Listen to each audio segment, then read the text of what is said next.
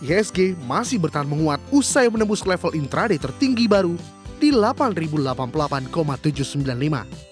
PT Merdeka Gold Resources Tbk menawarkan 1,62 miliar saham baru atau setara dengan 10% dari modal tempatkan dan di store penuh setelah IPO dengan harga Rp2.880 per saham.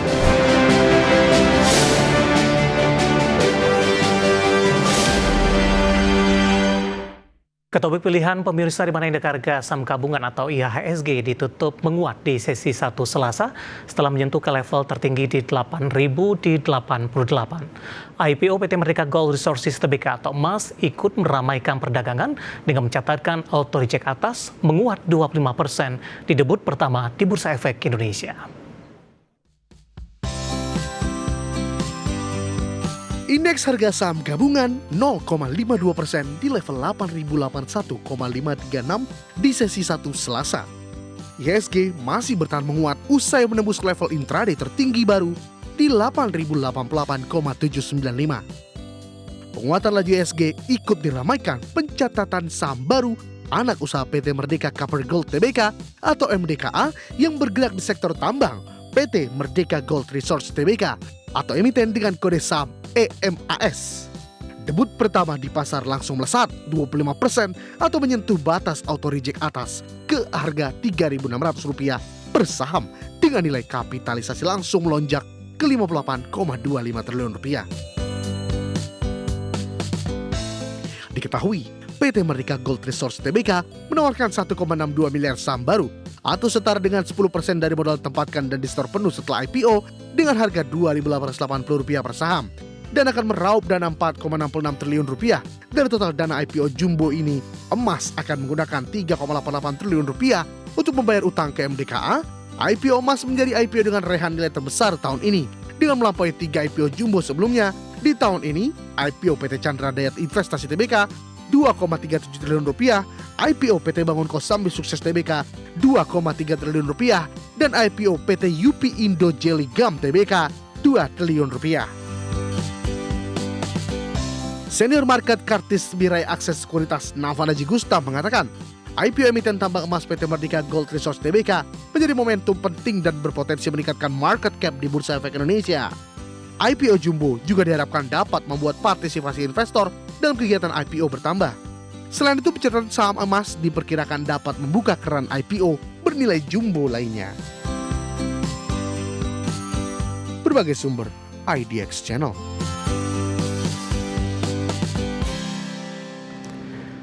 Kita beralih ke informasi emiten pemirsa di mana PT United Tractor Tbk atau UNTR resmi melakukan likuidasi terhadap PT Tambang Karya Supra atau TKS, anak usaha yang sudah tidak melakukan kegiatan operasional sejak 2016 lalu. Likuidasi ini tidak berdampak secara material terhadap kegiatan operasional, hukum, dan kondisi keuangan perseroan. Dikutip dari Keterbukaan Informasi Bursa Efek Indonesia, manajemen PT United Tractor Tbk menyampaikan sejak tanggal 22 September 2025 Tambang Karya Supra telah menerima tanda terima dari Josdima SHMKN Notaris di Jakarta yang menerangkan Kementerian Hukum Republik Indonesia telah memberikan surat nomor AH-UAH 0111 00034 tertanggal 14 Agustus 2025 perihal berakhirnya status badan hukum dari TKS. Dengan demikian, Kemenkum telah mencatat berakhirnya status badan hukum TKS dan telah menghapus dari daftar perseroan yang terdapat pada sistem administrasi badan hukum Kemenkum. Manajemen mengatakan alasan dari likuidasi PT Tambang Karya Supra atau TKS oleh pemegang saham dikarenakan tidak adanya kegiatan operasional di TKS sejak tahun 2016 hingga saat ini. Korporat Sekretari PT United Tractor Tbk Saraka Lupis likuidasi anak perusahaan perseroan ini tidak berdampak secara material terhadap kegiatan operasional, hukum, dan kondisi keuangan perseroan saat ini.